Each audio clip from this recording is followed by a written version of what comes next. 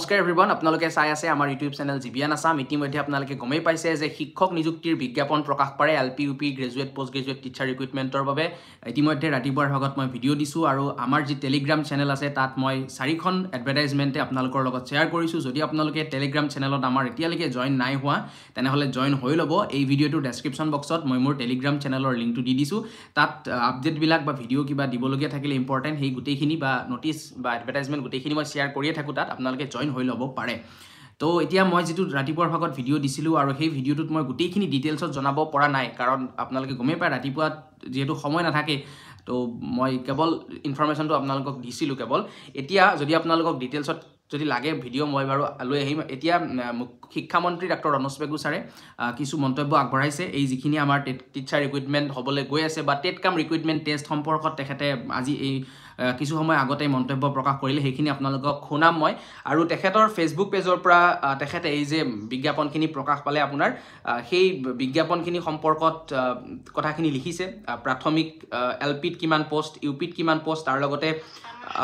graduate teacher আৰু post graduate টিচাৰত কিমান post আপোনাৰ প্ৰকাশ পাইছে গোটেইখিনি ৰনোজ পেগু ছাৰে তেখেতৰ ফেচবুক পেজৰ জৰিয়তে লিখিছে তাৰ লগতে আমাৰ চিফ মিনিষ্টাৰ ছাৰেও তেখেতৰ ছ'চিয়েল মিডিয়া হেণ্ডেলত গোটেইখিনি কৰিছে প্ৰকাশ লিখিছে গোটেইখিনি আপোনালোকে নিশ্চয় দেখিবলৈ পাইছে এতিয়া শিক্ষামন্ত্ৰী ডাক্তৰ ৰনোজ পেগু ছাৰে সংবাদ মাধ্যমৰ সন্মুখতনো কি মন্তব্য আগবঢ়াইছে যি আমাৰ শিক্ষকৰ নিযুক্তি প্ৰক্ৰিয়া ষ্টাৰ্ট হ'বলৈ গৈ আছে সেই সম্পৰ্কত সেইখিনি এবাৰ আপোনালোকে শুনি লওক 10,000 নহয় তাতকৈ বেছি আজি আমাৰ লোৱাৰ primary upper primary post graduate teacher আৰু গ্ৰেজুৱেট টিচাৰ এই চাৰিওটা পৰ্যায়ত শিক্ষক নিযুক্তিৰ বিজ্ঞাপন প্ৰকাশ পাইছে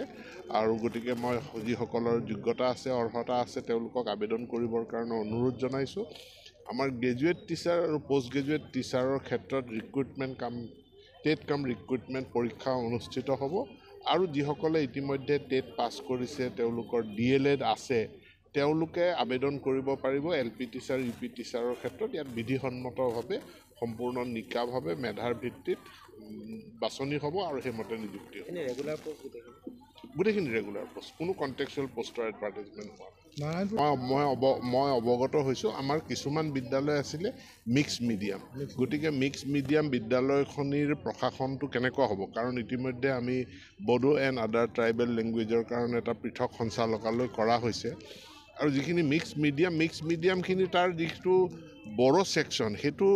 Bodo and other tribal language ডাইৰেক্টৰেটৰ অধীনত থাকিব আৰু অন্য যিটো অসমীয়া মিডিয়াম সেইটো আমাৰ নৰ্মেল সঞ্চালকালয়ৰ অধীনতে থাকিব তাত চিন্তা কৰিবলগীয়া কোনো একো প্ৰভাৱ নপৰে কাৰণ দুয়োটা শাখাৰে শিক্ষক বেলেগ এজন শিক্ষকে নপঢ়ায় আমি গোটেইটোৰ এটা খুব